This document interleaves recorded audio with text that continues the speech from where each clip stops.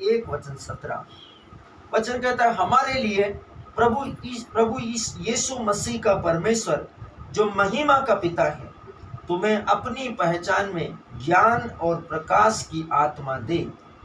बहुत अद्भुत वचन है, बहुत अद्भुत वचन। हाँ, बाइबल कहती है एफिसी अध्याय 1:17 में कि हमारे लिए, जहाँ की लगाए, सोचो इस की के पीछे परमेश्वर के रहस्य और भेद और अंतर ज्ञान में क्या कुछ नहीं है।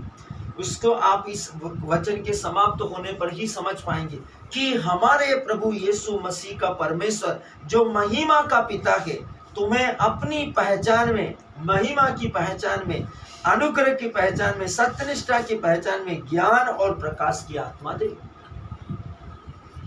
की के पीछे मिलने वाला क्या है? ज्ञान और महिमा की आत्मा।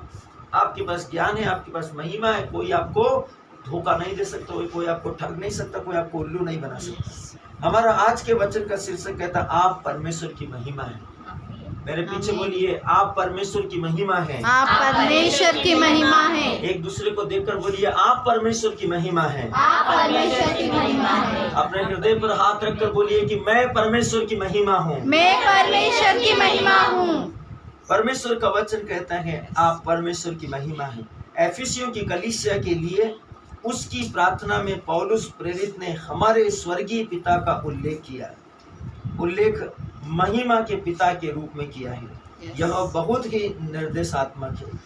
उसने कहा महिमा का पिता, तो पुत्र कौन है? महिमा। पिता महिमा का पिता का पुत्र कौन है? महिमा। वो बोल रहा है, आपको संदेश दे रहा है, शीर्षक दे रहा है महिमा का पिता। ये भी बोल सकता है जैसे मेरी बेटी का नाम है एंजिल, तो एंजिल का पिता, तो एंजिल का पिता कौन है? तो रवि गाडगे। तो वैसे ही परमेश्वर का वचन आपको बता रहा है महिमा का पिता। महिमा कौन है? महिमा परमेश्वर का पुत्र का नाम है। सर्वशक्तिमान का वचन कहता है बल्कि यह वह महिमा का पिता है। यह आपको बताता है कि आप कौन है, आप महिमा है इस विश्व में। क्या यीशु ने नहीं कहा कि जो मुझ में विश्वास करता है वह मरने पर भी जीवित रहेगा? उसने ही नहीं कहा तुम मुझ में रहो और मैं तुम में रहूं तो तुम बहुत फल होंगे। उसने नहीं कहा कि मेरे पिता के पास बहुत से रहने के स्थान है। आप यीशु को क्या कहते हैं? यीशु को प्रभु कहते हैं। जब यीशु ने आपको गोद ले लिया और क्रूस पर बलिदान देकर आपको खरीद लिया, आपको दत्तक पुत्र बना दिया, तो आप कौन हो गए? यीशु के भाई। और यीशु कौन है? परमेश्वर का पुत्र। परमेश्वर का पुत्र क्या का मतलब क्या है? परमेश्वर मनुष्य शरीर में, सरल भाषा में कहा जाए तो इमानुएल। तो यदि इमानुएल ने आपको अपना पुत्र बना दिया तो आप कौन है? उसकी महिमा। उसकी महिमा मतलब आप यीशु मसीह के समान हैं इस विश्व। आपको समझना पड़ेगा, यह आपको बताता है कि आप कौन है। आप महिमा है, यह आपका नाम है।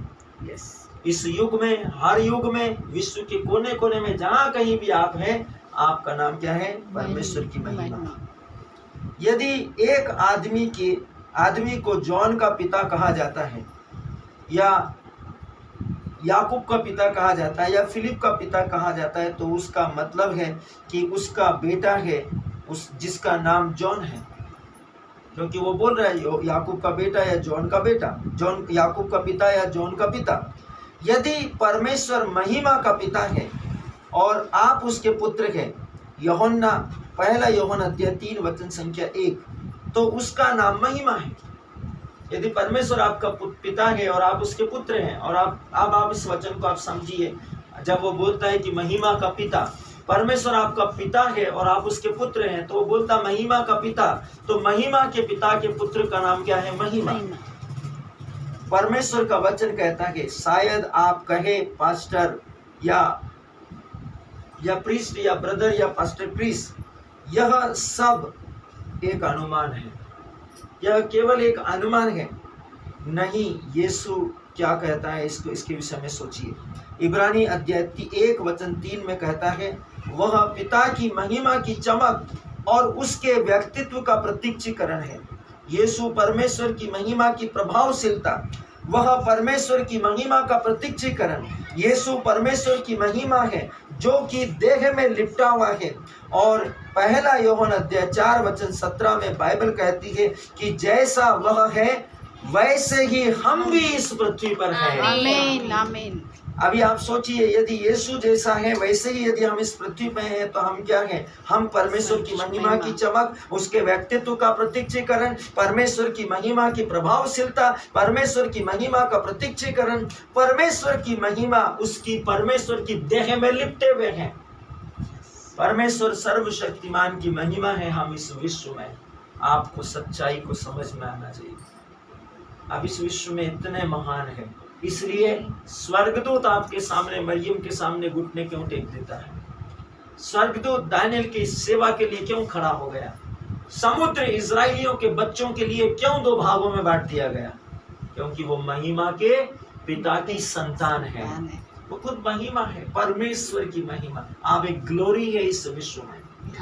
परमेश्वर की महिमा की चलती फिरती ग्लोरी है इस विश्व में। सर्वशक्तिमान की महिमा इस विश्व के अंदर। परमेश्वर का वचन कहता है हमें उसकी महिमा बनना उस काम का भाग है जो वह करने के लिए आया। जब यीशु इस दुनिया में आया तो वो क्यों आया? वो आया कि हम उसके काम करें। हम उसके काम कैसे करें? महिमा के समान। क्या उसने अंधों को आंखें देने वाली महिमा नहीं दिखाई? क्या उसने मृतकों को जिलाने वाली महिमा नहीं दिखाई? क्या उसने आंधी और तूफान और पहाड़ों को टलने की महिमा नहीं दिखाई? क्या उसने चिन्ह और चमत्कारों की महिमा नहीं दिखाई? सोचिए कि जब पेत्रुस ने उस सिपाही का कान काट दिया था, उस कटे हुए कान को उठाकर उसकी जगह पर चिपकाकर उसको उसी जगह से दुरुस्त और तंदुरुस्त कर दिया, क्या ये महिमा नहीं थी?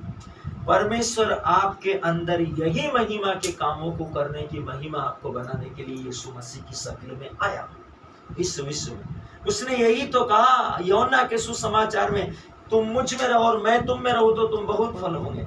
दूसरा और स्पष्ट करता है, वो कहता है जो मुझ में विश्वास करता है वो काम करेगा, वो महिमा बन जाएगा जो महिमा मैं खुद हूं।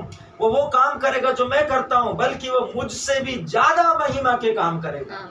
परमेश्वर ने आपको ऐसा ही बनाया है। आप इस विश्व में ऐसे ही हैं। जब आप अपने